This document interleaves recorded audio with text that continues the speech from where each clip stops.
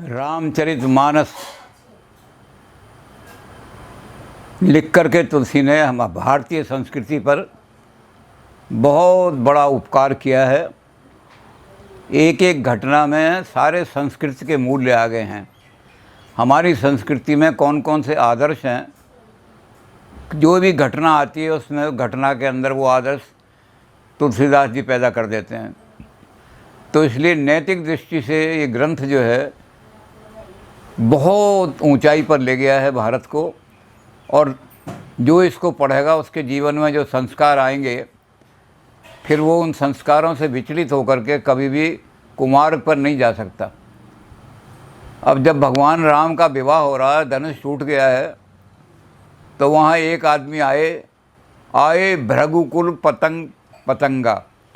वहाँ भृगुकुल का जो कमल है उसको खिलाने वाले कौन हैं? भृगुराज जी का जो भार्गव जी का जो कमल है, भृगु का जो कमल है, उस कमल को खिलाने वाले आए। उनका नाम था परशुराम जी। परशुराम जी भृगुकुल में उत्पन्न हुए हैं, और भृगु का जो स्वभाव है वो अग्नि का स्वभाव है, बड़ा तेज स्वभाव है। क्षीर सागर में पहुंच गए। क्षीर सागर में विष्णु भगवान शयन कर रहे थे और लक्ष्मी जी उनके पैर दबा रही थीं। तो भृगु जो थे उन्होंने कहा कि अरे दुष्ट, इतना बड़ा ब्राह्मण तेरे सामने आया और तू पड़ा हुआ सो रहा है, खड़े होकर के नमस्कार नहीं किया उसको, ये ब्राह्मणों का अपमान किया तूने। तो बड़ी ज़ोर से भृगु ने भगवान की छाती में लात मारी। तो भगवान ने उनके पैर पकड़ लिए। भगवान ने कहा कि हे ब्राह्मण देवता, मेरी छाती की जो पसलियां हैं बड़ी कठोर हैं, हड्डी हैं, और आपके चरण बड़े कोमल हैं। कहीं ऐसा तो नहीं है कि आपने मेरे लात मारी हो तो हड्डियां चुभ गई हो, आपके हाथ में कहीं, आपके पैर में कहीं चोट लग गई हो, तो आपके पैरों को पहले मैं मालिश कर दूं, फिर पूछूंगा कि आप क्यों आए हो। तो वो शांत हो गए और शांत होकर के कहा कि विष्णु, तेरी पूजा दुनिया में, तेरी नहीं, तेरे तो अवतारों की भी पूजा होगी दुनिया में, हर जगह पूजा होगी तेरी। तो भृगु बड़े क्रोधी ऋषियों में से हैं। अब ये भृगु कुल में पैदा हुए हैं परशुराम जी, तो इनके अंदर भी अग्नि जैसा स्वभाव है, अग्नि की तरह से भड़क जाते हैं। और भृगु कुल का जो कमल है उसको खिलाने के लिए सूर्य रूपी हैं, जहाँ ये खड़े हो जाते हैं भृगु कुल धन्य हो जाता है। परशुराम जी जो शरीर के अंदर आए, तो जैसे ही धनुष टूटने की आवाज़ हुई, आए भृगुकुल कमल पतंगा। भृगुकुल कमल को खिलाने वाले सूर्य रूपी परशुराम जी वहाँ आ गए। और परशुराम जी ने आकर एकदम जनक की तरफ को देख करके गुस्से में आके कहा, रे जड़ जनक, धनुष किन तोड़ा। ये मेरे गुरु का धनुष है, शिव जी का। मूर्ख, तू ये बता तूने धनुष कैसे तोड़वाया और किसने तोड़ा है धनुष। और देखत चाप खंड मही डारे, एक एक टुकड़ा उठा करके उसको अपने सिर से लगाने लगे। टुकड़े टुकड़े पड़ा था धनुष, उसको सिर से उठाने लगे। मेरे भगवान शंकर का धनुष तोड़ दिया। लेकिन उन्होंने कहा कि जल्दी बता किसने। ते बिलगाए उनको उन्हें रख करके निकाल दे राजाओं की सभा से, नहीं तो मारे जई हैं सब राजा, नहीं तो मैं सबका खून कर दूंगा जितने राजा बैठे हुए हैं।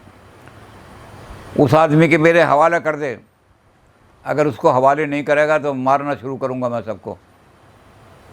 तो सारे कांप गए जितने राजा थे।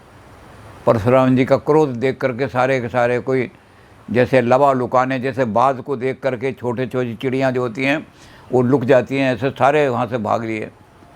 वहाँ मंच पर दो ही आदमी खड़े रह गए, राम और लक्ष्मण। और मंच पे नीचे जो आसन बिछे हुए थे उन पर विश्वामित्र जी बैठे रह गए, बाकी सब छुप गए इधर उधर। परशुराम जी का क्रोध कौन सहन करेगा।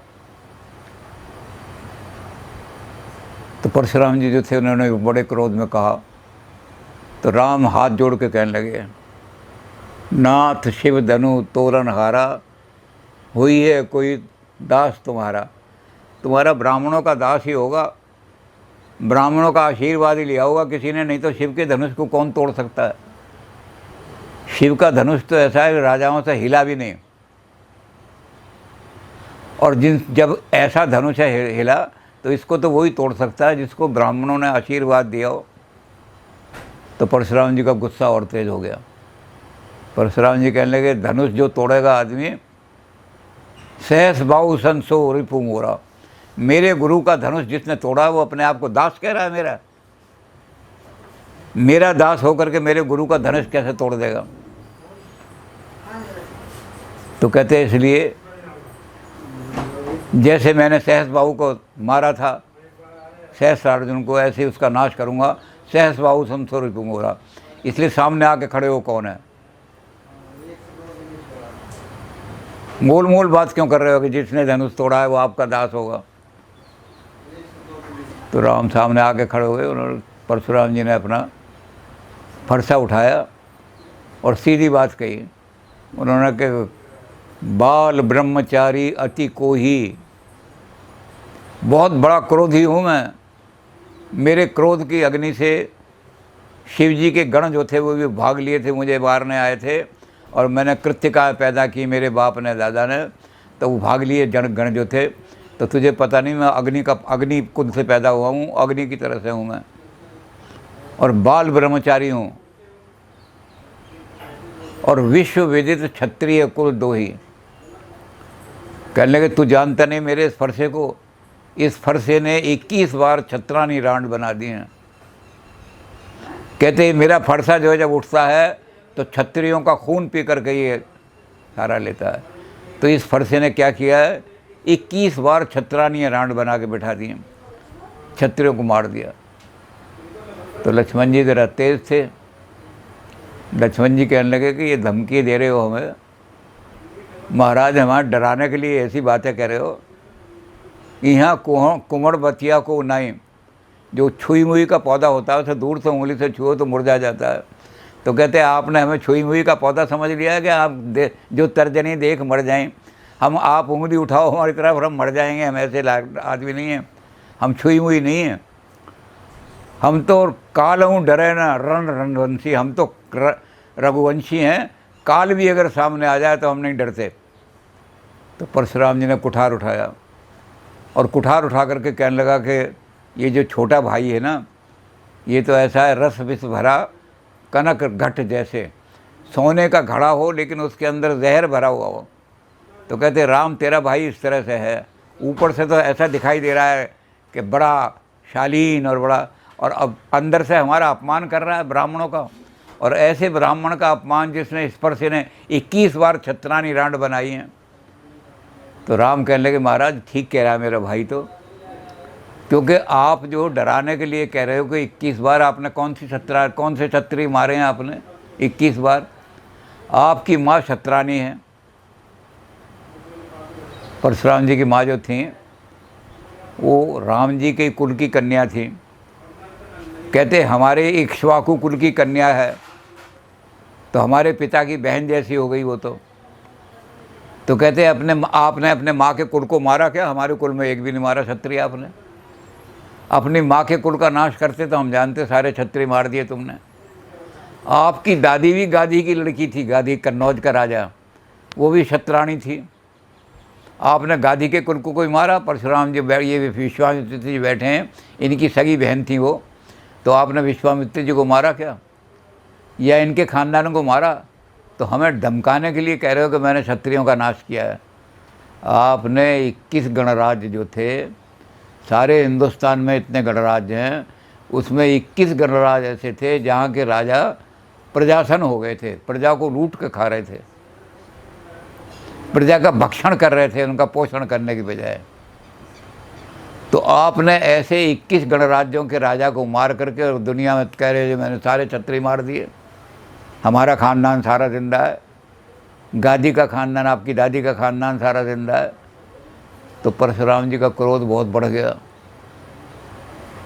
जब क्रोध बहुत बढ़ गया तो राम हाथ जोड़ के कहने लगे राम तेरा भाई जो है ये मुझे क्रोध दिला रहा है बार बार, मेरी क्रोध अग्नि को, अब अगर मैंने इसका सिर नहीं काटा अपने फरसे से तो आज से मैं परशुराम कहलाना छोड़ दूंगा। तो राम हाथ जोड़ के खड़े हुए हैं। राम कहने लगे, अब तुलसीदास जी आदर्श स्थापित कर रहे हैं। राम कहने लगे जो तुम आते मुनि की नाई, तो तब पद रज सिर धरत गुसाई।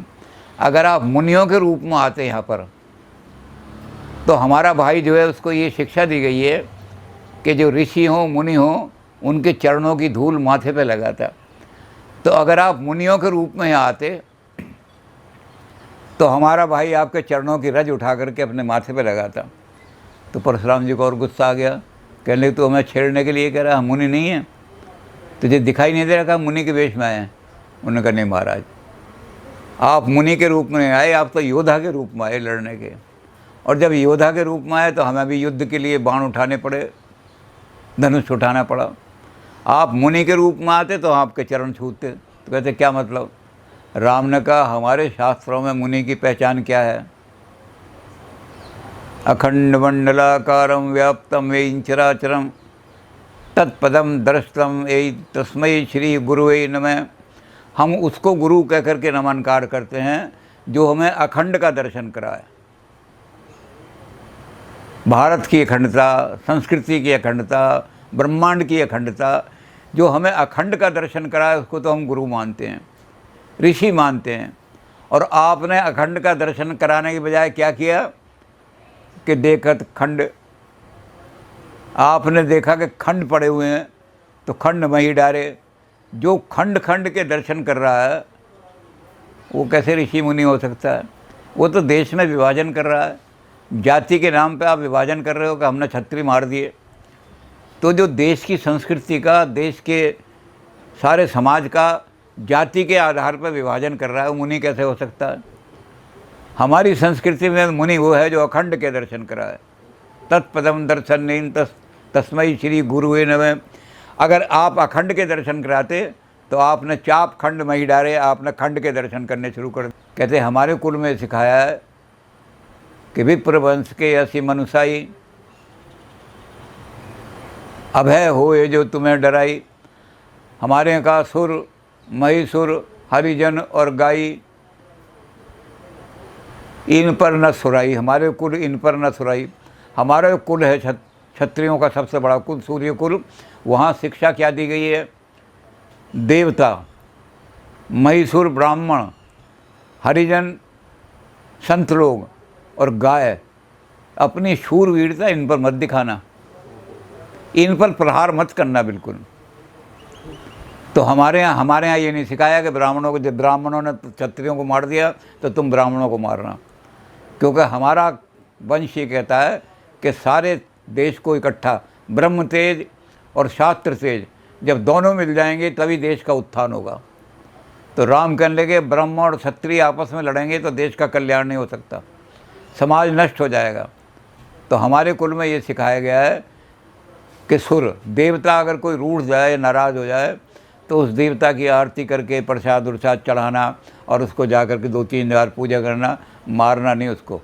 उस देवता की ये नहीं मूर्ति खंडित कर दो, देवता को पीटो कि तू नाराज़ हो गया।